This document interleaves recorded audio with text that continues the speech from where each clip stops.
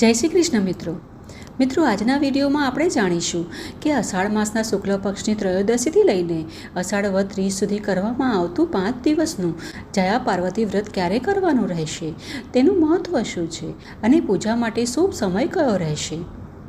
ને જો તમને આ માહિતી ઉપયોગી લાગે તો વિડીયોને લાઇક કરજો અને તમારા મિત્રને પરિવારમાં પણ શેર કરજો અને આવી ધાર્મિક સંબંધિત સાચી અને ઉપયોગી માહિતીઓ માટે અમારી ચેનલને સબસ્ક્રાઈબ કરવાનું ભૂલશો નહીં। મિત્રો, માતા પાર્વતીને પ્રસન્ન કરવા માટે જયા પાર્વતીનું વ્રત કરવામાં આવે છે। આ વ્રત કરનાર બહેનોએ 5 દિવસ માતા પાર્વતીની પૂજા કરવાની હોય છે। સાથે સાથે તેમના પતિ દેવ ભગવાન શિવ, દેવોનાય દેવ મહાદેવની પૂજા કરાય છે। શિવજી જે પરમ કૃપાળુ દુઃખહર્તા છે, જેમની પૂજા કરી મનુષ્ય મોક્ષને પામે છે। શાસ્ત્રો અનુસાર જયા પાર્વતી વ્રત કરવાથી સૌભાગ્યવતી સ્ત્રીઓને અખંડ સૌભાગ્યની પ્રાપ્તિ થાય છે અને કુંવારી કન્યાઓને મનગમતો તથા યોગ્ય વર પ્રાપ્ત થાય છે। સર્વે દેવોમાં ભગવાન શિવને માતા પાર્વતી ગૃહસ્થ છે, જેમને ગણેશજી અને કાર્તિકી જેવા પુત્રો છે અને ભલેને શિવજી તપમાં લીન રહેતા હોય છતાં શિવજીને માતા પાર્વતીનું ગૃહસ્થ જીવન ખૂબ જ સુખમય છે। આથી સુખી ગૃહસ્થ જીવનની કામના રાખનારાએ ભગવાન શિવને માતા પાર્વતીની પૂજા કરવી જોઈએ।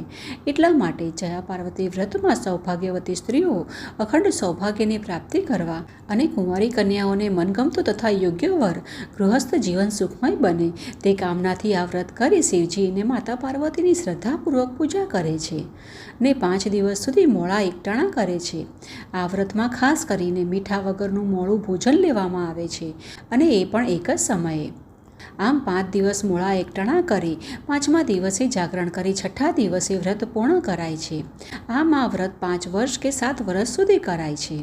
માતા પાર્વતીએ પણ ભગવાન શિવને પતિ રૂપે પ્રાપ્ત કરવા માટે કઠોર તપસ્યા અને અનેક પ્રકારના વ્રતો કર્યા હતા અને આ વ્રત પણ તે જ ભાવનાથી કરવામાં આવે છે, જેથી કન્યાઓને ભગવાન શિવ જેવા ગુણવાન પતિની પ્રાપ્તિ થાય। તેથી આ વ્રતને વિધિપૂર્વક અને સંપૂર્ણ શ્રદ્ધા સાથે કરવાથી માતા પાર્વતી પ્રસન્ન થાય છે અને પોતાના આશીર્વાદ વરસાવે છે। આ વ્રતમાં વિવાહિત સ્ત્રીઓ તથા કુંવારી કન્યાઓ ભગવાન શિવ અને માતા પાર્વતીને પ્રસન્ન કરવા માટે 5 દિવસ સુધી કઠોર ઉપવાસ કરે છે। વિવાહિત મહિલાઓ પોતાના દાંપત્ય જીવનના સુખ અને અખંડ સૌભાગ્ય માટે પ્રાર્થના કરે છે, જ્યારે કુંવારી કન્યાઓ સારા અને મનગમતા વરની પ્રાપ્તિ માટે આ વ્રત શ્રદ્ધાપૂર્વક કરે છે। તો હવે ચાલો જાણી લઈએ કે જયા પાર્વતી વ્રત ક્યારથી શરૂ થાય છે અને તેનું પાલન કેવી રીતે કરવું જોઈએ, તેમજ આ વ્રત ક્યારે પૂર્ણ કરવામાં આવશે। તો મિત્રો, જયા પાર્વતી વ્રત અષાઢ માસની શુક્લ પક્ષની ત્રયોદશી તિથિથી શરૂ થાય છે અને 5 દિવસ પછી અષાઢ કૃષ્ણ પક્ષની તૃતીયા તિથિએ પૂર્ણ થાય છે અને આ વર્ષે ત્રયોદશી તિથિનો પ્રારંભ 26 જુલાઈ 2026 રવિવારે બપોરે 1:57 થઈ રહ્યો છે અને તેનું સમાપન 27 જુલાઈ 2026 સોમવારના દિવસે સાંજે 4:14 થઈ રહ્યું છે। આથી ઉદયા તિથિના આધારે જયા પાર્વતી વ્રતનો પ્રારંભ 27 જુલાઈ સોમવારથી કરવામાં આવશે। આ દિવસે બ્રહ્મ મુહૂર્ત સવારે 4:40 થી 5:23 સુધી રહેશે અને પ્રાતઃકાળની પૂજાનો શુભ સમય સવારે 5:02 થી 6:06 સુધી રહેશે અને સૂર્યોદય થશે 6:06 અને સૂર્યાસ્તનો સમય છે 7:21 અને કેમ કે જયા પાર્વતીનું વ્રત ત્રયોદશીના દિવસથી શરૂ કરવામાં આવે છે, આથી આ દિવસે ભગવાન શિવ અને માતા પાર્વતીનું પૂજન પ્રદોષકાળ દરમિયાન કરવાનું ખૂબ જ શુભ ગણાય છે। આથી આ દિવસે સાંજની પૂજાનો શુભ સમય 7:21 થી 9:30 સુધી રહેશે।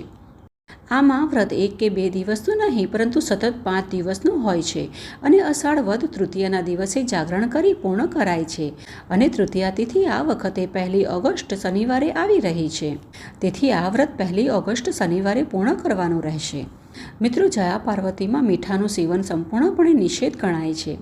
ઉપરાંત ઘણી બહેનો તો ઘઉંના લોટથી બનેલી વસ્તુઓ તથા કોઈપણ પ્રકારની શાકભાજીનું પણ સેવન નથી કરતી।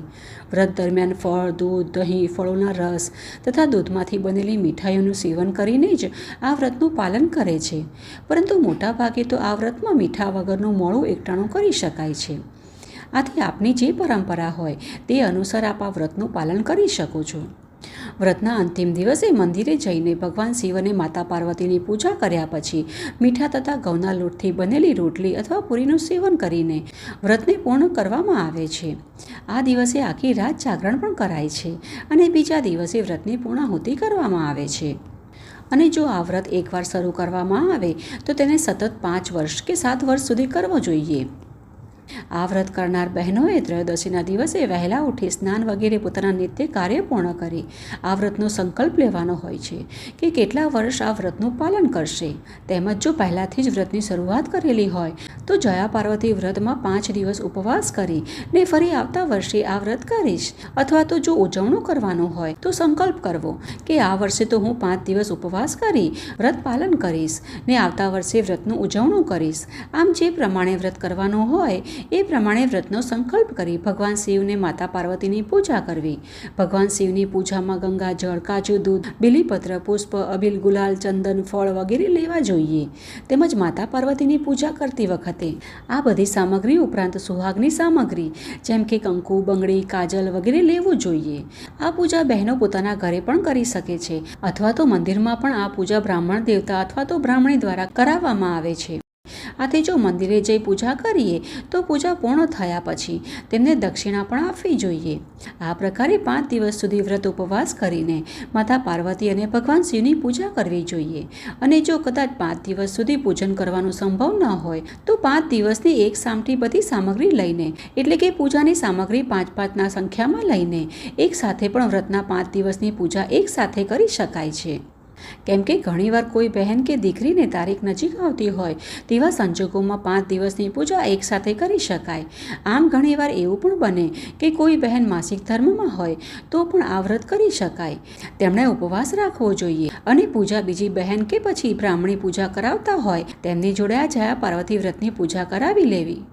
આમ કરવાથી પણ વ્રતનું ફળ પ્રાપ્ત થાય છે. હવે ઘણી જગ્યાએ બહેનો આ જયા પાર્વતી વ્રતમાં પણ જવારા ઉગાડે છે અને તેની પૂજા કરે છે.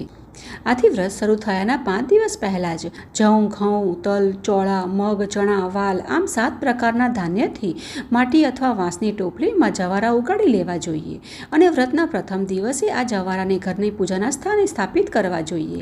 ત્યારબાદ 5 દિવસ સુધી રોજ તેની પૂજા કરવામાં આવે છે અને ત્યાર પછી મંદિરે જઈને ભગવાન શિવ અને માતા પાર્વતીની પૂજા કરાય છે. આમ રોજ પૂજા સમયે જવારાને પાણી પણ અર્પણ કરવું જોઈએ અને બધી જ પૂજન સામગ્રીઓ વડે જવારાની પૂજા પણ કરવી જોઈએ. આ રીતે 5 દિવસ સુધી પૂજા કર્યા પછી વ્રતના અંતિમ દિવસે જયા પાર્વતી વ્રત કરનાર કન્યાઓ જયા પાર્વતી જાગરણ પણ કરે છે.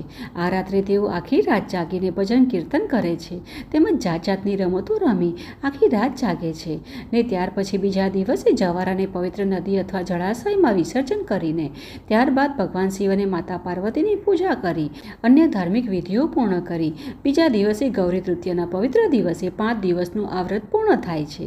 અંતે મહિલાઓ અનાજ, શાકભાજી અને મીઠાવાળું સાત્વિક ભોજન ગ્રહણ કરીને વ્રત પૂર્ણ કરે છે.